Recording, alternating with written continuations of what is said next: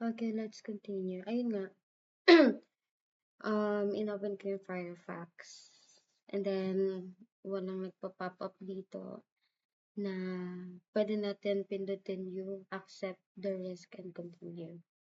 I think, nadamay siya dun sa hindi nag-work na terminal emulator. So, i-discuss ko na lang. So, yun, in Firefox, i-scroll down daw. So, wala talaga. And then, select accept the risk and continue. Okay. And in Portainer, type the following into the password and confirm password fields. So, ita-type itong password and then may apat na exclamation point. And then click create user. In Portainer, in the save login pop-up, select don't save. In Portainer, select get started in the environment wizard pane. In Portainer, select the local panel in the home page. In Portainer, select images from the Portainer.io pane on the left. Then select containers from the Portainer.io pane. In the container list pane, scroll right in the containers menu and select add container. In the create container pane, type the following in the name field. Type yung my Kali Linux. And then type Kali Linux /Kali-rolling. And then scroll down to the advanced container setting. Select the radio button next to interactive and TTY for the console field. And then select deploy the container. Once the deployment is successful, import container. In the container list pane, select attach console on the running Kali Linux. And then in the attach pane, type roaming. And then type ls and then press enter. In the attach pane, select detach. Select containers from the Portainer.io pane. Then tick the My Kali Linux container checkbox. Okay, in the containers menu, select stop.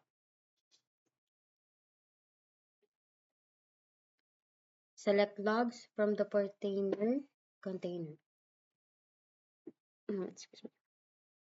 And then logs can also be easily viewed from the Portainer application interface. Close the Firefox window. Tapos, i-close din yung terminal window. Okay. So, punta naman tayo ngayon. I-X na natin to. Punta naman tayo sa ACIWIN 11. So, yun nga yung kanina. Hindi rin siya na-install kasi nga it's not working.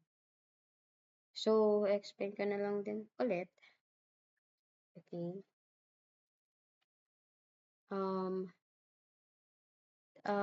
Diba naka-open yung Ubuntu 22.04.3. Once the installation is complete daw, click the restore down icon at the top of the window. Select action menu, then select turn off. Okay, in the turn off machine pop-up, select turn off. Okay, and then select start. Okay. Okay, kakonect ulit tayo sa ACIWIN 11. Click the maximize icon on the Ubuntu 22.04.3. Once the device restarts in the Ubuntu 22.04.3 on ACIWIN 11 window, on the Connect Your Online Accounts page, select Skip. Then click Next, select Next, select ulit ng Next, and then select Done. Okay. In the software updater pop-up, select Remind Me Later. On the Ubuntu VM desktop, select the Firefox web browser on the left pane.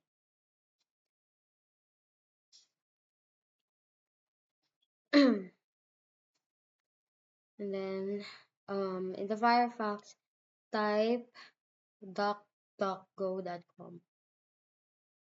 Close Firefox in the Ubuntu VM.